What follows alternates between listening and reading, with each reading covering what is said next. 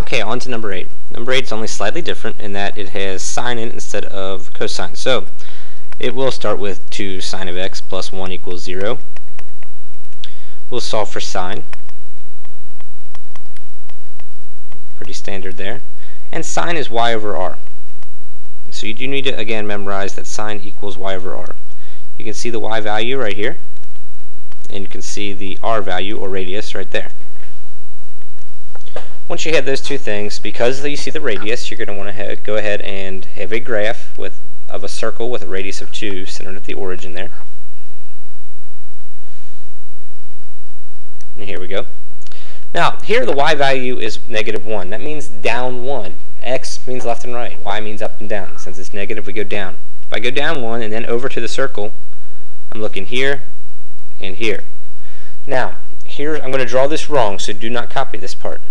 Here's what a lot of people have been doing, because you get used to cosine, you kind of connect the dots. If you draw that line across there, I mean, that's great looking, but it's not exactly what we want, because I drew a line here to the y-axis. That's wrong. So I get rid of that, and I'll change it so I draw the radius here, and then go up to the x-axis for each of them. You can see that we have two separate right triangles, and in fact, that's the way it looks when we have sine.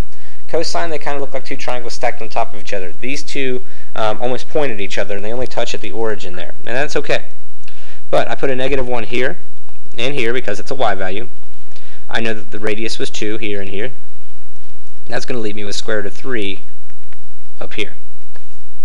Now, I'm interested in the angles that are across from the -1 because those are what's up against the origin. So that's going to be 30 degrees, or pi over 6 here, and pi over 6 here. So my reference angle in both cases is pi over 6.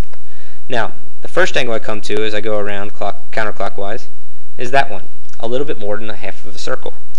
Exactly half a circle would be pi, but I'm going pi over 6 past that, so I add it on. Leave me with 7 pi over 6. Then you go all the way around to this one, which is just a little bit less than an entire circle. An entire circle would be 2 pi. I'm taking away that pi over 6 because that's like a slice of pizza that's been cut out. That leaves me with 11 pi over 6, and my two answers are finished. Write down any questions you have so you can ask them when I get back, and that's the end of the problem.